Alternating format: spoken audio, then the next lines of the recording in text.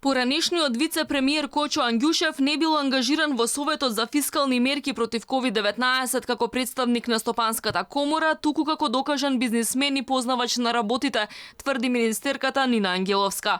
Фаворизирањето на Ангјушев од Министерството за финансии најде на жестоки реакции на останатите комори кои беа изоставени. Имено тој единствениот бизнисмен кој бил поканет да биде дел од ова тело. Председателката на Сојузот на стопански комори вчера директно ја праша Ангеловска зошто се лажало дека Ангјушев е представник на комората и колку во влијание имал тој во донесување на одлуките. Обвинува дека наместо представници на малите фирми со финансиски проблеми, Министерството си избрало олигарх да ги советува. Во овој совет, значи тој учествува, дали неговата изјава е невестинита или вашата изјава е невестинита, дека тој таму е поканат како представник на Стопанската комора.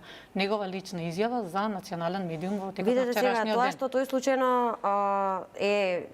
води производствена компанија која што извезува, што бил вице-премиер на владата и што во исто време во Стопанската комора е еден сплет на повеќе позиции и од повеќе области. И јас како што кажав, неговото учество е согласно овој совет, многу да внимаваме бидејќи сте дел во економскиот совет, сите комори се дел од економскиот совет.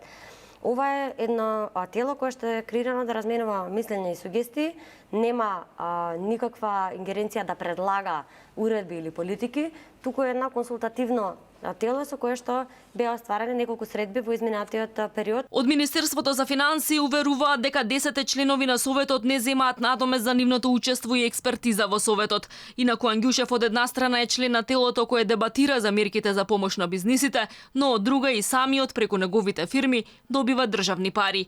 Компанијата Брако доби над 100.000 евра за исплата на плати во април, но и 140.000 евра за поставување на мобилната болница близу инфективната клиника во Скопје. Исто така, неретко неговите компании победуваат на државни тендери. Ова предизвика низа негативни реакции во јавноста.